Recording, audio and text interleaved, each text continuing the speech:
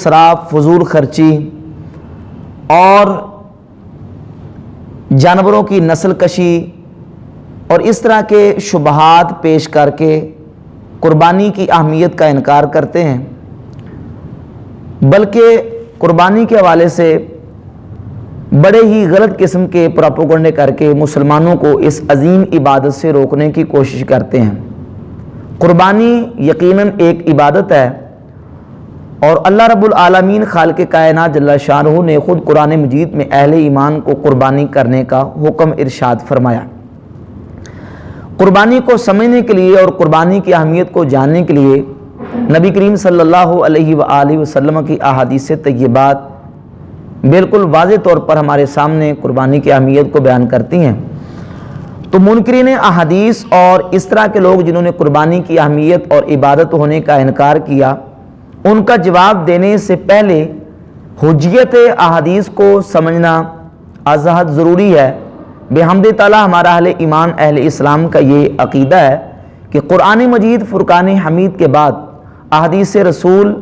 ہمیں رہنمائی کا ہمارے لیے ایک اسلام میں دوسرا ماخذ ہے،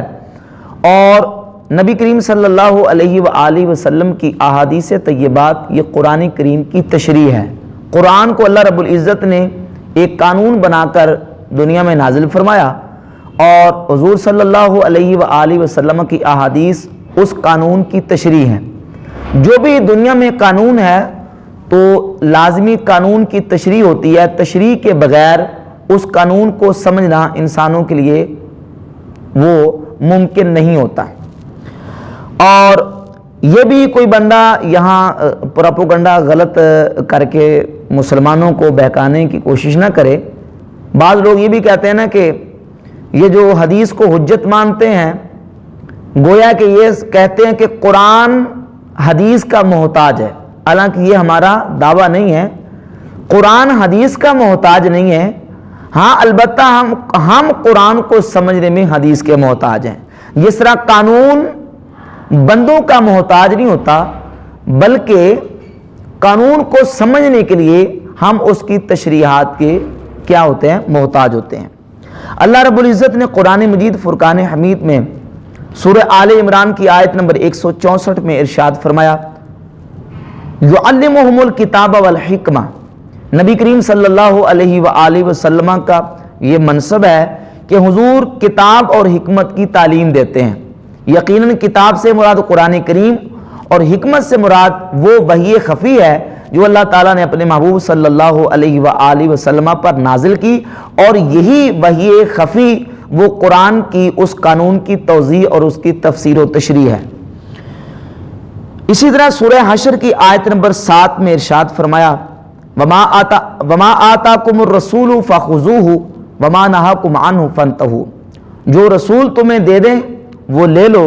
اور جس سے رسول تمہیں روک دیں اس سے رک جاؤ۔ اب رسول نے اپنی امت کو کیا دیا اور رسول نے اپنی امت کو کن چیزوں سے روکا، وہ نبی کریم صلی اللہ علیہ وآلہ وسلم کے فرمودات اور حضور کی احادیث ہی ہیں۔ اگر احادیث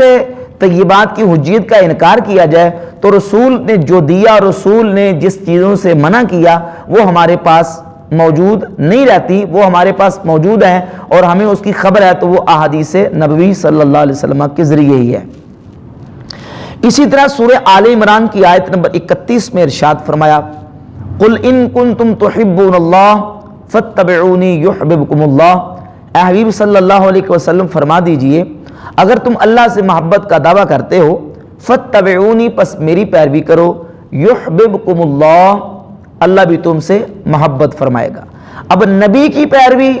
امتی کس طریقے سے کرے گا، اس کے پاس نبی کی پیروی کا کون سا ذریعہ اور کون سا ماخذ ہے؟ یقیناً وہ حضور کی احادیث اور نبی کریم علیہ السلام کے فرمودات ہیں، جس سے امتی اپنے نبی صلی اللہ علیہ وسلم کی اتباع اور پیروی کرے گا۔ سورہ نساء کی آیت نمبر 80 میں فرمایا، وَمَن يُطِعِ الرَّسُولَ فَقَدْ أَطَاعَ اللَّهَ۔ جس نے رسول کی اطاعت کی اس نے حقیقت میں اللہ کی اطاعت کی۔ تو اب رسول کی اطاعت امتی کس طرح کرے گا، اور ہم تک رسول کی اطاعت کا کون سا ذریعہ ہے؟ وہ اطاعت کا ذریعہ حضور صلی اللہ علیہ وسلم کی احادیث ہے۔ تو قرآن کریم کی ان آیات طیبات سے بالکل واضح ہوتا ہے کہ احادیث یہ اسلام کی تعلیمات کا دوسرا ماخذ اور اہل ایمان کے لیے حجت ہے۔ لہذا وہ لوگ جو کہتے ہیں کہ نعوذ باللہ قرآن جو ہے اگر حدیث کو حجت مانا جائے تو اس کا مطلب یہ نکلتا کہ قرآن حدیث کا محتاج ہے، تو یہ بالکل بات غلط ہے۔ قرآن حدیث کا محتاج نہیں ہے، ہاں ہم قرآن کو سمجھنے میں احادیث پیغمبر کے محتاج ہیں۔ جس طرح اللہ کی معرفت خدا بندی انبیاء علیہم الصلوات و تسلیمات رسول اعظام کے بغیر ناممکن ہے، یعنی رسولوں کے بغیر اللہ کی معرفت حاصل نہیں ہو سکتی۔ اب اس کا کوئی الٹ یہ مطلب نکالے کہ اللہ اپنی معرفت کروانے میں رسولوں کا محتاج ہے تو یہ بات سرے سے غلط ہے۔ اللہ اپنی معرفت کروانے میں رسولوں کا محتاج نہیں، ہاں ہم اللہ کی معرفت کے لیے رسولوں کے کیا ہے؟ محتاج ہیں۔ تو اس حوالے سے یہ شکوک و شبہات پیش کیے تھے۔ ایک شبہ یہ پیش کیا جاتا ہے کہ وہ کہتے ہیں کہ ٹھیک ہے حدیث حجت ہے، لیکن حدیث وہ حجت ہے جو قرآن کے مخالف نہ ہو، جو قرآن کے موافق ہے وہ حجت ہے، اور جو قرآن کے مخالف ہے وہ حجت نہیں ہے۔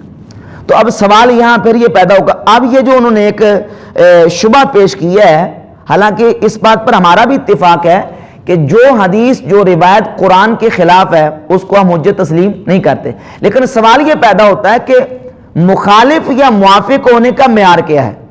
ہم کس معیار سے پرکھیں گے کہ یہ حدیث وہ قرآن کے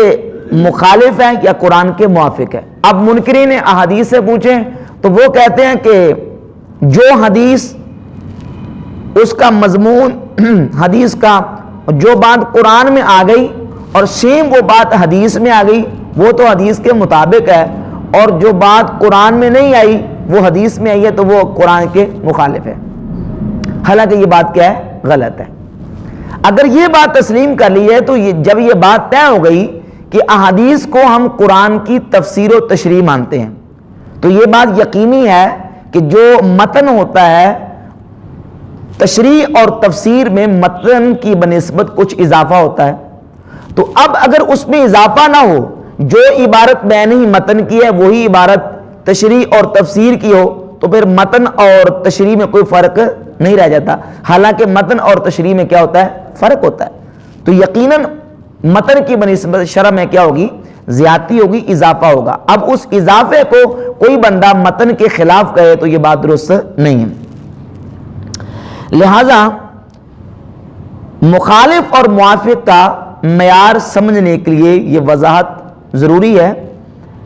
کہ مثال کے طور پر قرآن مجید میں کسی چیز کا امر دیا گیا یا کسی بات سے اس میں کسی بات کے حوالے سے نہیں وارد ہے یا کسی سلسلے میں نفی وارد ہے۔ اب قرآن میں امر ہے یا کسی مسئلے پر نہیں یا نفی وارد ہے، اور حدیث میں اس کے مقابلے میں نفی کے مقابلے میں اس بات ہو، امر کے مقابلے میں نہیں وارد آ جائے تو یہ کیا ہے؟ یہ مخالف ہے، یہ موافقت نہیں ہے۔ اور اگر ایسا نہ ہو، اس کی میں مثال دیتا ہوں، جس طرح مثال کے طور پر قرآن مجید میں ہے اقیم الصلاۃ، نماز قائم کرو۔ اب قرآن میں امر ہے کہ نماز قائم کرو، اور حدیث میں یہ آ جائے کہ لا تقیموا الصلاۃ، نماز مت قائم کرو۔ اب یہ ہے مخالف کہ قرآن میں امر تھا اور حدیث میں اس کی نہیں وارد ہوگی، اس کے مقابلے یہ مخالف ہے۔ اور اگر ایسا نہ ہو بلکہ قرآن کی تشریح اور توضیح میں حدیث میں اضافہ یا وضاحت ہو تو وہ قرآن کے مخالف نہیں ہے۔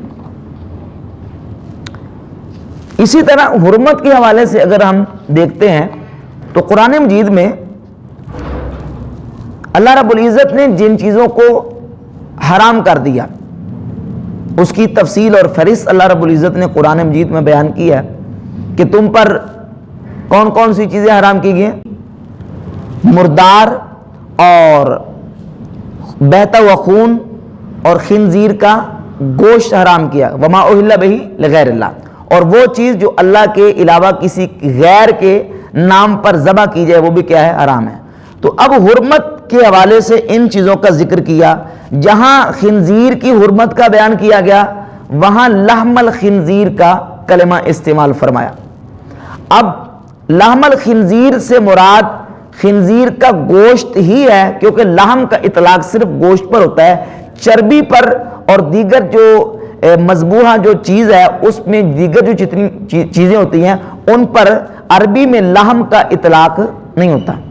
تو اب اگر کوئی بندہ یہ دعویٰ کرتا ہے کہ جو قرآن میں مضمون آ گیا بعین ہی حدیث میں وہ مضمون آئے تو وہ قرآن کے موافق ہے، کچھ اضافہ ہو تو وہ قرآن کی مخالفت میں، تو اس کا مطلب یہ نکلے گا کہ خنزیر کے اندر گوشت کے علاوہ باقی جتنی چیزیں پائی جاتی ہیں وہ ساری کی ساری کیا ہونی چاہیے؟ حلال ہونی چاہیے۔ تو منکرین حدیث کے مطابق شاید نعوذ باللہ وہ چیزیں حلال ٹھہر دیں۔ اس کے علاوہ قرآن مجید میں ان چیزوں کے علاوہ، قرآن کی ان جو حرام کردہ چیزوں کے علاوہ احادیث میں بہت ساری ایسی چیز، جس طرح کتا ہے، بلہ اور دیگر جو مطلب کہ چیرنے پھاڑنے والے پرندے ہیں، درندے ہیں، بہت سارے ایسے جانور ہیں جن کی حرمت کا صراحتاً قرآن مجید میں ذکر نہیں ہے۔ تو اب اگر قرآن میں ذکر نہیں ہے، ان کی حرمت کا حدیث میں ذکر آیا، تو جو بندہ کہے کہ جو قرآن میں نہیں ہے حدیث میں آ جائے تو وہ قرآن کے مخالف ہے، تو اس کا مطلب یہ نکلے کہ یہ ساری چیزیں قرآن کی مخالفت میں حرام کی گئی ہیں۔ حقیقتاً یہ حرام نہیں ہے، حالانکہ یہ کیا ہے؟ حرام ہے۔ تو قرآن مجید فرقان حمید کی آیات بینات کی روشنی میں یہ بالکل واضح ہوتا ہے کہ حدیث اہل ایمان کے لیے حجت ہے۔ حدیث کے بغیر ہم نہ نماز پڑھ سکتے ہیں، نہ روزہ رکھ سکتے ہیں، نہ حج، نہ زکوٰۃ، کیونکہ قرآن مجید میں اقیموا الصلاۃ آتوا الزکاۃ، نماز قائم کرو اور زکوٰۃ دو، روزہ رکھو، حج کرو، اس کی تمام تر تفصیلات قرآن میں موجود نہیں ہے، بلکہ ان کی تشریحات و توضیحات خود رسول اکرم صلی اللہ علیہ وآلہ وسلم نے احادیث میں کی ہے۔ جس طرح نماز کا حکم ہے اور اس کے تفصیلی احکام قرآن میں نہیں ہے، زکوٰۃ کا حکم ہے، تفصیلی احکام قرآن میں نہیں ہے، اسی طرح اللہ رب العزت نے قربانی کا قرآن میں حکم دیا، فَصَلِّ لِرَبِّكَ وَانْحَرْ، پس اپنے رب کی نماز پڑھیے، وانحر اور قربانی کیجیے۔ قربانی کا حکم ہے۔ اب قربانی کی تمام تفصیلات جو ہیں وہ ہم احادیث سے اخذ کریں گے، تو احادیث طیبات میں قربانی کی اہمیت، فضیلت اور رسول اللہ صلی اللہ علیہ وسلم کا مبارک معمول جو ہے احادیث طیبات میں اس کی صراحت اور وضاحت کے ساتھ اس کا ذکر موجود ہے۔ سر 10 قرآن مجید سے چند آیات طیبات اور قربانی کا عبادت ہونا اممہائے سابقہ میں بھی موجود تھا، قرآن نے اس کی وضاحت کی ہے۔ سیدنا آدم علی نبینا و علیہ الصلاۃ والسلام کے 2 بیٹوں حابیل اور قابیل کی قربانی کا ذکر اللہ تعالیٰ نے سورۃ المائدہ کی آیت نمبر 27 میں فرمایا کہ اے حبیب صلی اللہ علیہ وسلم ان پر تلاوت کیجئے آدم کے 2 بیٹوں کی خبر حق کے ساتھ، جب انہوں نے قربانی کی پس ان میں سے ایک سے قربانی قبول کر لی گئی اور دوسرے سے قبول نہیں کی گئی۔ تو آدم علیہ السلام کے بیٹوں سے قربانی کا سلسلہ چلا، اور پھر اللہ تعالیٰ نے یہ قربانی کا سلسلہ ہر امت پہ رکھا، کیونکہ قربانی مالی عبادت ہے، اور جس طرح دیگر عبادات دیگر امتوں پر اللہ رب العزت نے فرض کی، اسی طرح قربانی بھی اللہ رب العزت نے جو ہے وہ اپنے ماننے والوں کو اس کا حکم دیا۔ سورہ صافات کی آیت نمبر 102 میں جناب ابراہیم علیہ السلام کی قربانی کا ذکر آیا۔ ابراہیم علیہ السلام نے اپنے بیٹے سے وہ خواب بیان کیا جو آپ نے دیکھا، یا بنی انی اری فی المنام انی اذبحک فانظر ماذا تری، بیٹا میں نے خواب میں دیکھا کہ میں تجھے ذبح کرتا ہوں، اب تم بتاؤ کہ کیا کرنا چاہیے۔ تو پھر حضرت سیدنا اسماعیل علیہ السلام اپنی قربانی اللہ کی بارگاہ میں پیش کرنے کے لیے تیار ہو گئے۔ اسی طرح سورۃ الحج کی آیت نمبر 34 میں ارشاد فرمایا وَلِكُلِّ أُمَّةٍ جَعَلْنَا مَنْسَكًا، ہر امت کے لیے ہم نے قربانی رکھی، لِيَذْكُرُوا اسْمَ اللَّهِ عَلَى مَا رَزَقَهُم مِّن بَهِيمَةِ الْأَنْعَامِ، تاکہ وہ اللہ کا ذکر کریں ان جانوروں پر، ان بہیمۃ الانعام پر، ما رزقہم جو اللہ نے ان کو عطا کیے۔ تو جو اللہ نے ان کو چھپائے عطا کیے ان جانوروں پر اللہ کا ذکر کریں۔ اللہ نے ہر امت پر قربانی کو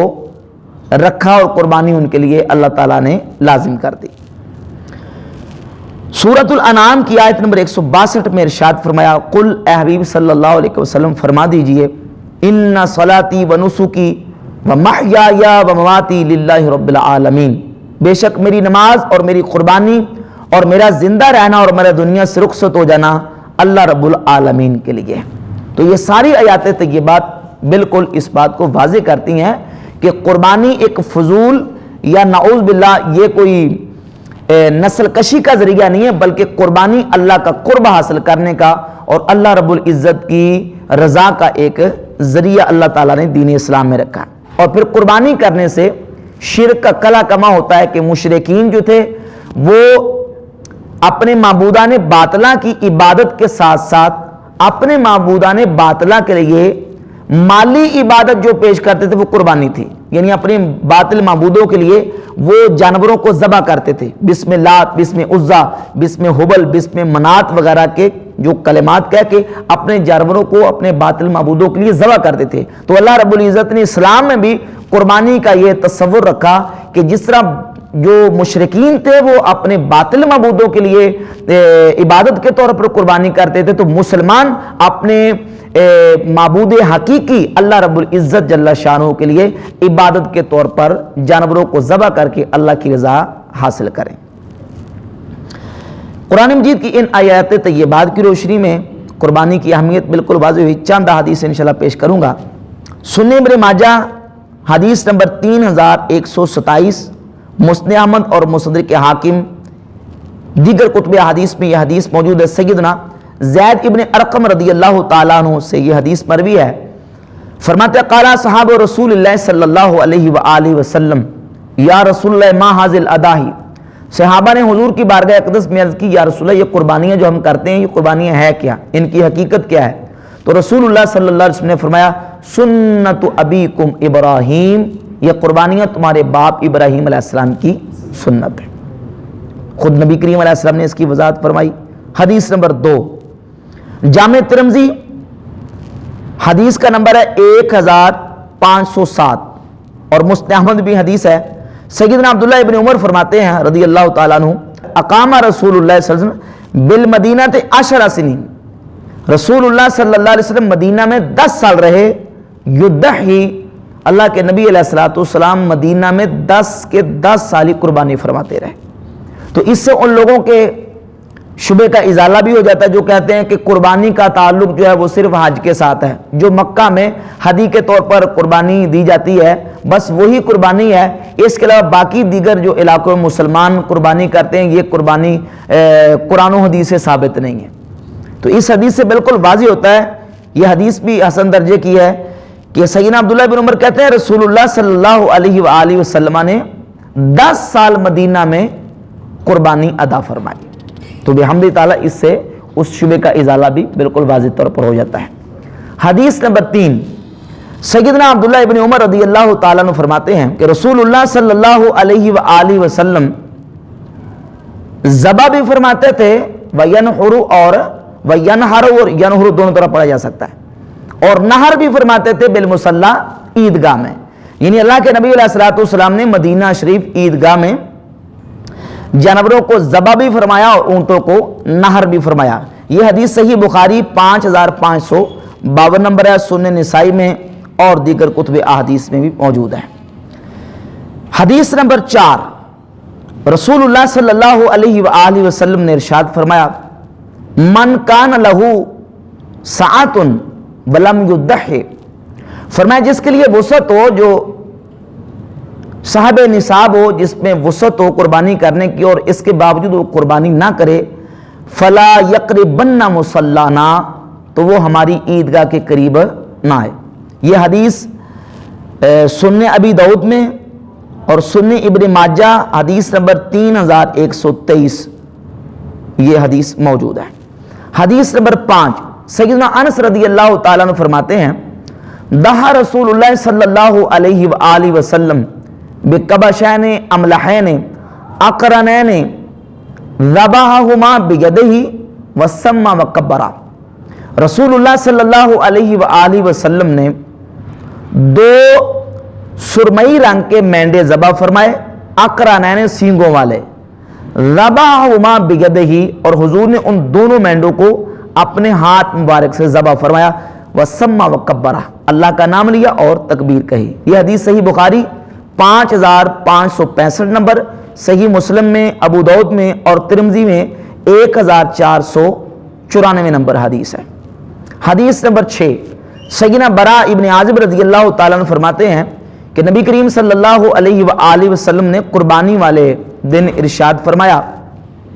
صحیح بخاری حدیث نمبر 5545، فرمایا ان اول ما نبدأ به فی یومنا ھذا،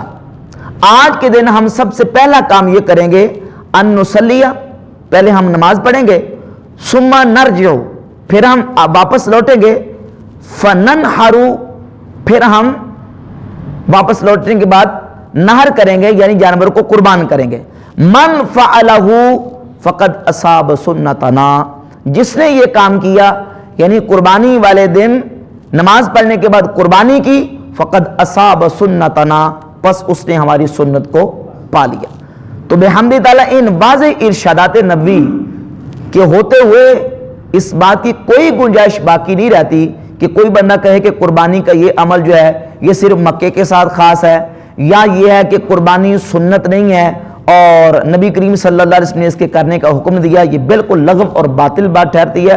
قرآن مجید کی آیات طیبات کی روشنی میں یہ تمام امتوں کا عمل رہا، اور نبی کریم علیہ السلام نے حدیث میں وضاحت بھی فرما دی، قربانی ابراہیم علیہ السلام کی سنت ہے، اور اللہ تعالیٰ نے اس سنت کو امت مصطفیٰ میں جاری و ساری رکھا۔ قیامت تک انشاءاللہ اہل ایمان اس پر عمل کرتے رہیں گے، اور اسلام کی ان 14 صدیوں میں بحمد تعالیٰ ہر جگہ پہ، ہر قرن میں، ہر صدی میں، ہر دور میں اہل ایمان اس عبادت کو بجا لاتے رہے اور اس سنت پر عمل کرتے رہے، اور انشاءاللہ تعالیٰ قیامت کی صبح تک یہ عمل ہوتا رہے گا۔ اور اس حوالے سے آخری شبہ جو منکرین احادیث اور اس طرح کے جو نفس پرست اور ہوائے نفسانی اور خواہشات نفسانی کے جو پجاری ہیں وہ پیش کرتے ہیں، وہ کہتے ہیں کہ قربانی ہر سال مسلمان اتنا پیسہ خرچ کرتے ہیں، اتنا اپنا کروڑوں اربوں روپے کا پیسہ خرچ کر کے مال کو ضائع کرتے ہیں، یہی مال کسی اور جگہ پہ صرف کیوں نہیں کر دیا جاتا ہے؟ اس سے مال ضائع ہوتا ہے، پیسے ضائع ہوتے ہیں، اور اس سے بہت سارا مسلمانوں کا نقصان ہوتا ہے۔ تو ان کے شبے کا جواب دینے کے لیے میں پھر یہ عرض کروں گا کہ اگر اسی منطق کو لے لیا جائے کہ اس سے پیسے ضائع ہوتے ہیں، تو اس کا مطلب یہ نکلے گا کل تم یہ بھی کہو گے کہ ہر سال لاکھوں مسلمان حج کے لیے جاتے ہیں، تو حج بھی ختم کر دیے جائے، کیونکہ حج سے بھی لاکھوں بلکہ کروڑوں اربوں روپے کا جو نا وہ مال صرف ہوتا ہے، اور اربوں روپے صرف ہوتے ہیں، یہی اربوں روپے کسی اور جگہ پہ خرچ کر دیے جائیں۔ تو بھئی بات یہ ہے کہ اسلامی جو شعار اور اللہ رب العزت کے احکامات ہیں ان کو باقی رکھنے کے لیے جو اس کے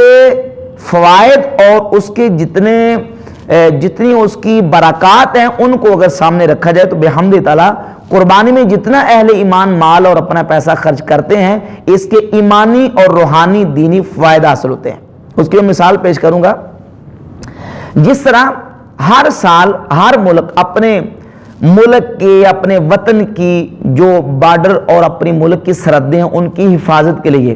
جو انہوں نے فوجی اور مجاہد تیار کیے ہوتے ہیں، ہر سال لاکھوں کروڑوں روپیہ ان پر خرچ کیا جاتا ہے۔ تو کوئی سیر پھرا کوئی عقل سے پیدل یہ کہہ دے کہ ان فوجیوں پہ اتنا پیسہ ہر سال کیوں خرچ کیا جاتا ہے، ان فوجیوں کو ختم کر دو، ضرورت کیا ہے؟ کیونکہ آج تک ہمیں لڑنے کی ضرورت پیش نہیں آئی، یا یہ کہ ہم کون سا کسی سے لڑنے کے لیے بیٹھے ہوئے ہیں، تو ہر سال اتنا پیسہ کیوں خرچ کیا جاتا ہے؟ تو اس کی عقل پہ ماتم ہی کیا جائے گا کہ بھئی یہ ملک کی سرحدوں کی حفاظت اور ملک کی سرحدوں کا استحکام ان فوجیوں کے ذریعے، اس پیسے کے ذریعے اگر ہم اس پیسے کو خرچنا بند کر دیں تو نتیجہ یہ نکلے گا کوئی بھی دشمن ہمارے ملک کی سرحدوں پہ حملہ کر کے ہمارے ملک کو پسپا کر کے ہمارے ملک کو نقصان پہنچا سکتا ہے۔ تو اسی طرح اگر یہ شعار اسلامی اور جو اللہ تعالیٰ نے مسلمانوں کو احکام عطا کیے ہیں اور اللہ رب العزت کے احکامات ان پر عمل کرنا چھوڑ دیا جائے تو وہ قربانی کا اور اثار کا اور اللہ کے حکم پر عمل کرنے کا جو جذبہ اور شعار اسلامی کو باقی رکھنے کا جو جذبہ ہے جب سرد پڑ جائے گا تو پھر انسان کی ایمان اور انسان کی آخرت کی تباہی کا سبب اور ذریعہ بنے گا۔ جس طرح فوجیوں پر پیسہ خرچ کیا جاتا ہے اور ملک کے دفاع میں مال خرچ کیا جاتا ہے، کیوں؟ تاکہ ملک محفوظ رہے، ملک مستحکم رہے، اسی طرح قربانی میں اور اللہ کی راہ میں مومن جب پیسہ خرچ کرتے ہیں تو اس سے ان کا ایمان اور ان کا عقیدہ مستحکم رہتا ہے، اور وہ ہر دم اس مسئلے میں تیار رہتے ہیں کہ اگر ہم آج اللہ کی راہ میں قربانی پر اپنا مال اور پیسہ خرچ کر رہے ہیں، کل ہمیں اپنی جان بھی راہ خدا میں صرف کرنی پڑے